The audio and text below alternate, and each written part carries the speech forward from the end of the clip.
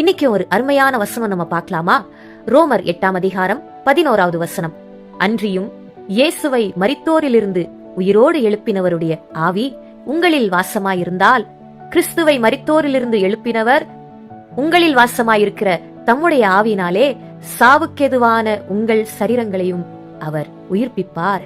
Friends, இந்த வசனத்தை கொஞ்சம் கவனிச்சு பாருங்களேன். அன்றைக்கு நடந்த சரித்திரம்.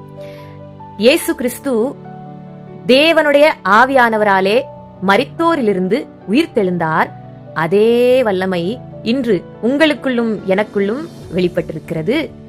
அவராலே நீங்கள் உயிர்ப்பிக்கப்படுவீர்கள். பரிசுத்த ஆவியானவராலே, உயிர்ப்பிக்கிற ஆவியானவராலே சாவுக்கேதுவான உங்கள் சரீரம் உயிர்ப்பிக்கப்படுகிறது. வியாதியினாலே நீங்க சோர்ந்து போயிருக்கிறீங்களா? இந்த வியாதி என்ன ரொம்ப வாட்டி வதைக்குது அப்படின்னு நீங்க நினைக்கிறீங்களா? இப்பொழுதே உயிர்ப்பிக்கிற ஆவியானவருடைய வல்லமை உங்களுக்குள்ளே வெளிப்படுகிறது.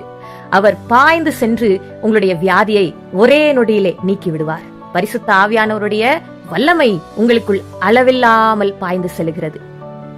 இன்னும் உங்களுக்கு நம்பிக்கை இல்லைன்னா ஒரு விஷயம் நான் சொல்றேன். எசேக்கியேல் தீர்க்கதரிசி ஒரு தரிசனம் பார்க்கிறாரு.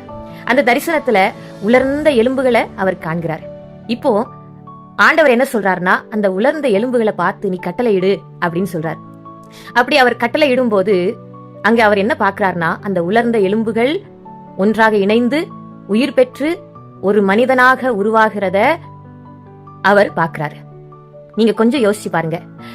உலர்ந்த எலும்புகளையும் ஒன்றாக இணைத்து உயிர் பெறச் செய்கிற தேவன் உங்களுக்குள்ளே வாசமாய் இருக்கிறார் என்றால், சாவுக்கு எதுவான உங்கள் சரீரங்களையும் அவர் உயிர்ப்பிக்க அவரால முடியாதா? நீங்க யோசிச்சு பாருங்க. அவர் எவ்வளவு பெரிய தேவன். நீங்க இத பத்தி இன்னும் யோசிச்சு பாத்தீங்கன்னா, பரிசுத்த ஆவியானவரால நடத்தப்பட்டு மறுரூபமாக்கப்பட்ட ஒரு வாழ்க்கை அது எவ்வளவு மேன்மையுள்ளதாக, மகிமையுள்ளதாக இருக்கும்னு கொஞ்சம் யோசிச்சு பாருங்க. ஃப்ரெண்ட்ஸ், இந்த வல்லமையான சத்தியத்தை உங்களுக்கு நான் சொல்றேன்.